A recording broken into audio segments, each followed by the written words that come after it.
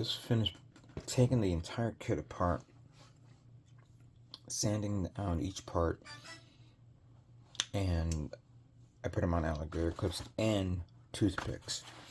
And this is very, very, as you can see, delicate because there's so many small little parts for this kit. Intricate parts, repeated parts, and you got to be very careful which one you don't lose them. Right now, I'm going to begin putting them on the trays because if I put them on, if I carry them to my booth, I may end up some of them dropping and falling and coming apart. And I know one of the clips that's holding on one of the parts just popped out and flew out, and it took me a while to find it. And unfortunately, I did.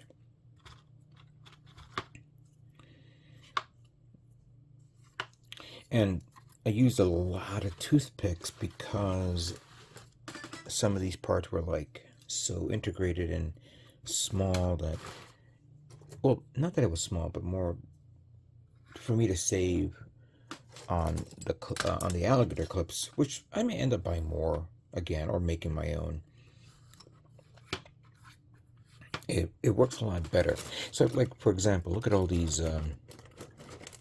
Right now, this one just fell off. The beam saber hilts. Perfectly, the best tool. The best tool to use to hold these up is basically toothpicks.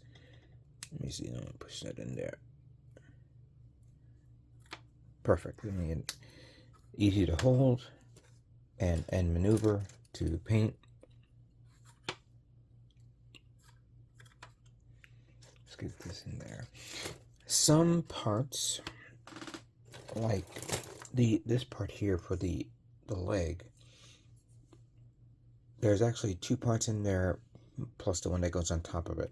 I assembled it like that so it's easy for me to paint all at once and not me painting just each one individually, so it's get covered up, like, and you don't see what you did.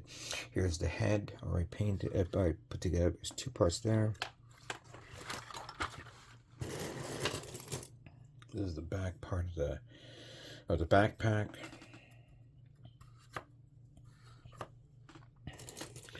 And of course the shin armor part for the leg.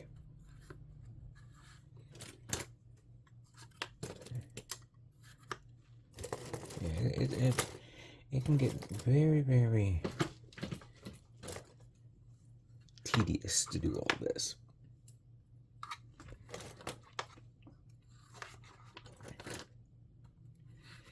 Plus, the fact that with white parts, you got to be careful, where to sand, or if you get to that part that needs to be sanding, sometimes you don't see it. That's why when you prime it, that's when you see all the mistakes and you go, oh darn, I missed that part. Like right now here, and here's a little part here that I'm more worried about, the part for the face. When you have something like that, you gotta be very careful.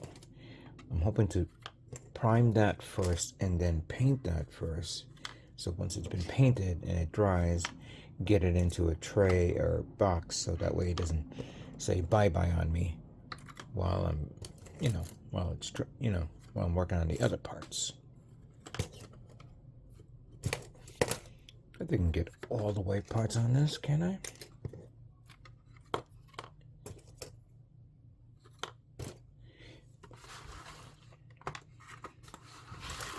I'm going to put this one here. I know there's a few more white parts. I just need to get to the other parts here. Use this one. I like this, and I like that. I would not mind picking up another set of these. Yes, I know. Many people say, no, all you need to do is go to the pet store and, pick up one of the pet thingies that the cats use to scratch. But I like the presentation of this.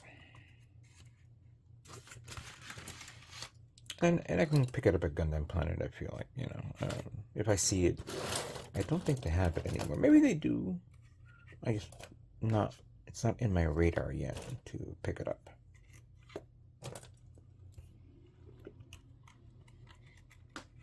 There we go.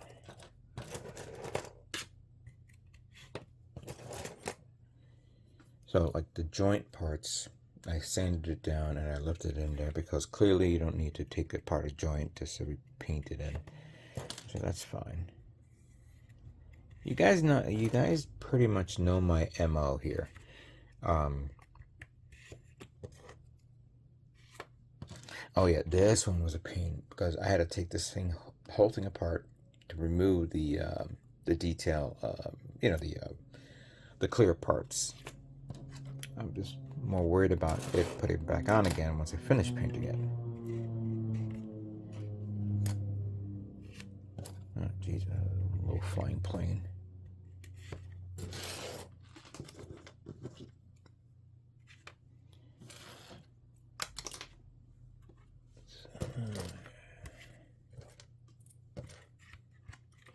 Imagine if I'm done with all this, finish painting it, and it turns out that I missed one little part, and I'm like, use my brain. This is the other part of the head, which not only have to paint, but also paint the eyes green. So that's something to be prepared for. Did I deal with all the grays? Yes, I did. Now the last one, and this will be a mixed bag of the yellow parts. Oh, I cut the little nubs there and pointed it out a bit. This is the only part that I actually had to use a sticky tack to hold on because there was nothing inside to hold it in. And I could easily maybe got a reversible tape to hold it in, but that would have been a waste because it would have been the only part that required it. Everything else, I just did this. So that's all the yellows, and these are all the reds. Very few red parts, of course. There's the remaining white. Nice shot. I know that missed. And then the last parts are the blues.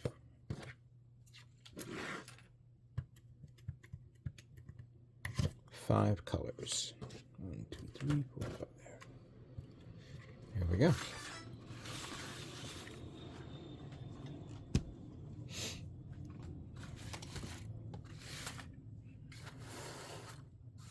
All right, there we go. Let me prepare the spray booth for painting. So as you can see, I removed my filter that was on my spray booth that I purchased last year. And I did it because I was starting to notice, particles on the air and paint not being sucked in like it used to be. That is, of course, the byproduct of the filter being already, already filtered up with all the gunk and paper and the, paint that I've used and primer and all that stuff. It's done its job. And as it was high time for me to replace it. Now, I was under the distinct impression that this whole thing pops out, but when I noticed it didn't, I first started to take the whole thing apart, pop this out, which was connected to this part up here for the lighting. And I'm saying, wait a minute, what's going on here? Why don't I see? I thought maybe it was like an attachment where you popped it out, then you replaced the filter that was on the attachment. I thought maybe it was something to slide in, or slider or something like that. But no, it wasn't. It was all built in there. So I had to do a little digging, and found out that yes, you can yank off that filter and put in the new one. So I was like, oh, okay, because I remember my good friend Dan tells me that you can go to Walmart or Lowe's and pick up the filter and just cut it up into the dimensions that is to, you know, the specifications of this. And then just once you cut them up, put them on, and that's it. You're ready to go. You're ready to rock. I was like, okay, cool. But interestingly enough, the Lowe's and Walmart, not Walmart, Home Depot in my area sold out. Clearly, I'm not the only one that's buying this this filter. And I was like ready to go to another location, but then I said to myself, I'm going to be driving around all this time looking for something that I don't know if they had it. I can probably go online and ask if they have it. And then I just kind of said to myself, wait a minute, let me just order it online and get it delivered. So I got the filter right here, Master Airbrush Hobby Airbrush Spray Booth Filter, 16 inches by 7¼ 2 layers, blue and white. So there's 2 filters here. The white filter, which I'm going to pull out right now. That will go right there.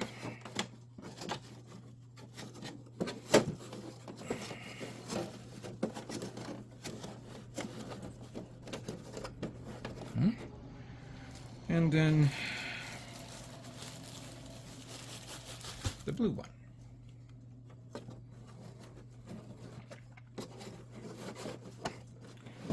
Let's see how I do this on camera.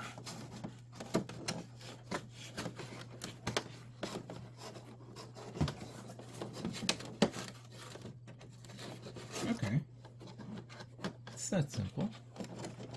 I'm a little dirty because of all the particles and leftover paint that's settled in here, but there it is. Nice. And let me just turn on the fan, make sure it sounds okay.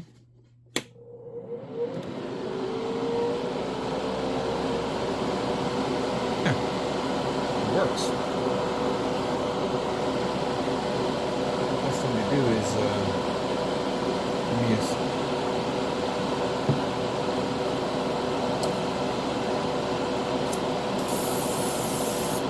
I mean, I have nothing to use for it to, you know, for the particles to come in.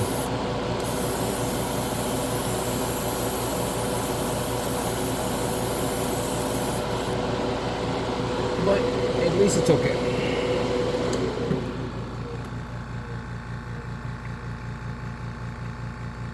In all reality, I'm not even going to be probably tuning it on. Probably I will when I begin priming these parts. But I just needed to get this out of the way. This cost me about $22. Maybe it's a little bit expensive. Probably somebody's going to tell me, oh, you can get it for 10 or whatever. But it is what it is. I needed to get this done, so let me get the parts for priming.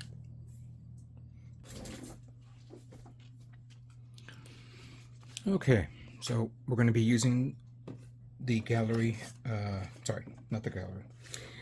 the Kaleido paints, starting with the Kaleido's acrylic primer gray.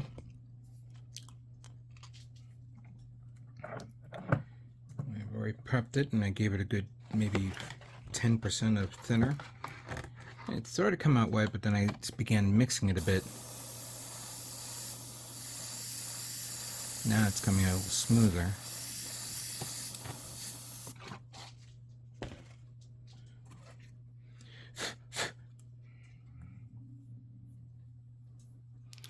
Let's see. A little far away would be good.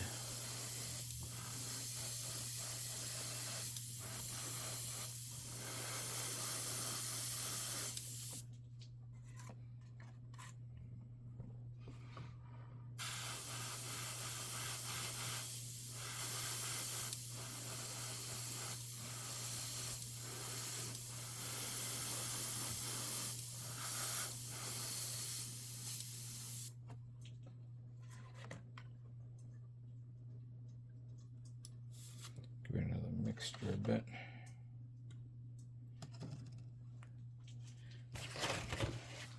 Hold on a second here. All right.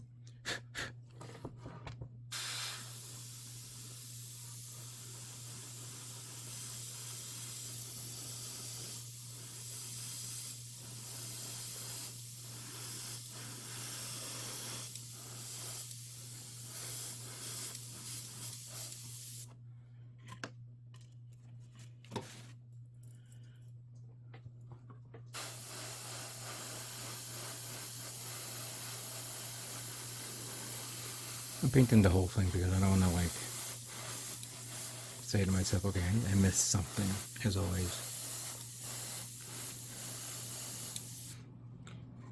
I'm feeling the kickback of the particle air, so I'm going to turn on the fan.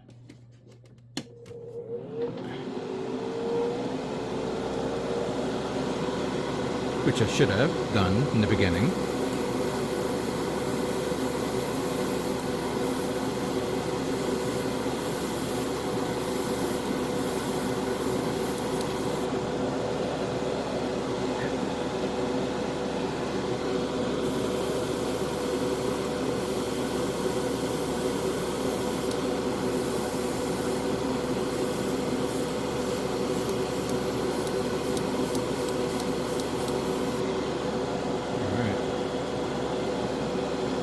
Do these blue.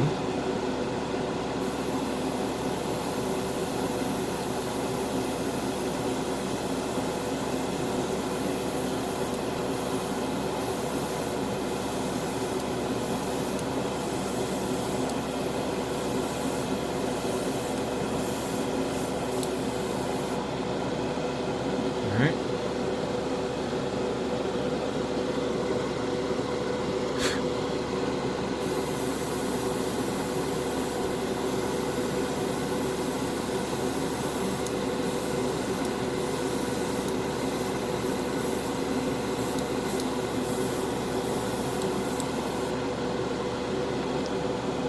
Okay.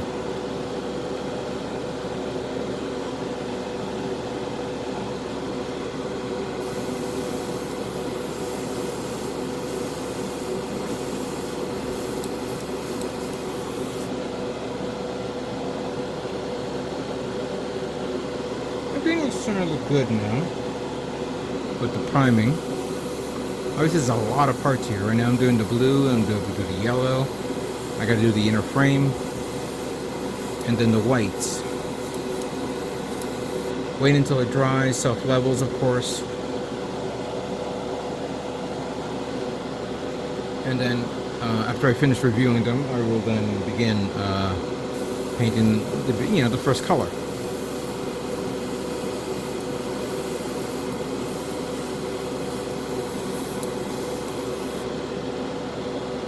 So I'm going to continue on with these guys. I'm not going to prime on camera all the parts, just enough so you could see. It's a shame that this is, I mean, I could have pulled the part, like the shield, because it has large parts right there to see, but we'll cover that once I finish priming it, and then we'll begin with the painting.